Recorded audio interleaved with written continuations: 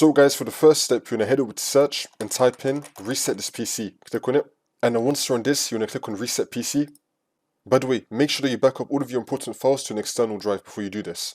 And now we're going to have two options, keep my files or you can remove everything. If you go with keep my files, it's going to remove apps and settings but keep your personal files. Or you can remove everything. It's going to remove absolutely everything on your computer. It's going to factory reset everything. However, if you do choose to go with keep my files, I would still back up your important files just in case. But for this tutorial, I'm just going to go with remove everything. And you could either go with a cloud download or local reinstall. A cloud download requires internet connection. It's going to download and reinstall Windows.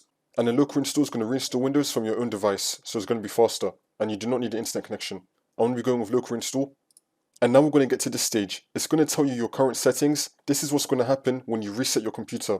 This is exactly what's going to happen. It's going to tell you right here. You can read all of this. And if you're fine with this, then you're going to click on next. If you're going to change anything here, you're going to click on change settings.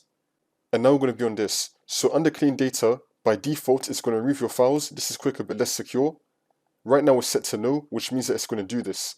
If I set this to yes, it's now going to do something else. It's now going to clean the drive. This may take hours, but will make it harder to recover files. So if you go with yes, it's going to do something. If you go with no, it's going to do something else. This is going to be the same for the other options as well. If you click on yes, it's going to do something. If you click on no, it's going to do something else.